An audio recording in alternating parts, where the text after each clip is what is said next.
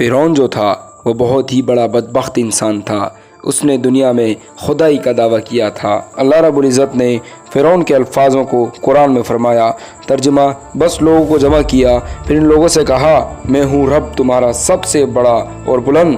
اور اس حالت پر 40 برس گزرے۔ اس کے بعد تمام بتوں کو توڑ ڈالا۔ پھر اس قوم قطبی نے فرعون کو پوجنا شروع کر دیا۔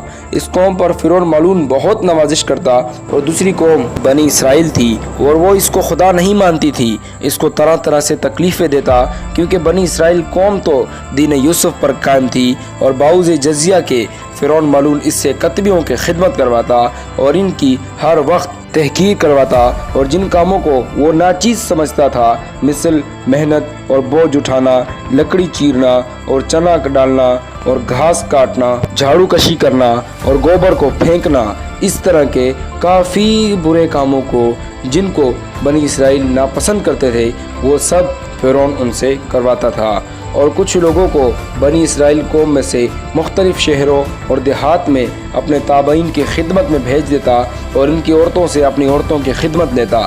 غرضیہ کہ بنی اسرائیل قوم کی عزت و وقار نہیں کرتا تھا، مگر صرف ایک عورت کہ جن کا نام آسیہ تھا، وہ بنی اسرائیل قوم سے تھی اور بڑی ہی حسین و جمیل تھی، لیکن وہ اپنے آباء و اجداد کے دین پر ہی تھی، اور ان کے خصائل بھی شہر آفاق تھے، اور اسی وجہ سے فرعون ملعون ان کو اپنے نکاح میں لایا۔ اور بعض مورخین نے لکھا ہے کہ فرعون اپنی بیوی کی بہت عزت کرتا اور سکون سے گھر میں رکھتا تھا، مگر وہ اپنے دین میں بہت مضبوط تھی اور وہ خلاف شرع نہیں چلتی تھی۔ اور ہمارے رسول اکرم صلی اللہ علیہ وآلہ وسلم نے 5 عورتوں کی پاکی اور بزرگی بیان فرمائی ہے۔ ایک حضرت موسیٰ علیہ السلام کی ماں، دوسری مریم بنت عمران، اور تیسری خدیجۃ الکبریٰ بنت خلید رضی اللہ تعالی عنہا، جو حضور اکرم صلی اللہ علیہ وآلہ وسلم کی زوجہ مطہرہ ہیں، اور چوتھی سید فاطمہ الزہرا بنت رسول خدا صلی اللہ علیہ وآلہ وسلم، اور 5ویں بی بی آسیہ رضی اللہ، کیونکہ یہ سب صالحہ تھیں۔ الغرض قوم بنی اسرائیل 13 برس تک فرعون کے عذاب میں اور اس کی قوم کی خدمت میں گرفتار رہے۔ زن و مرد اس قوم کی خدمت کرتے اور ان کی بار و برادری میں لگے رہتے اور صبر کرتے تھے، لیکن باوجود اتنی سخت تکلیف کے وہ اپنے آبائے دین اسلام سے نہیں پھرے۔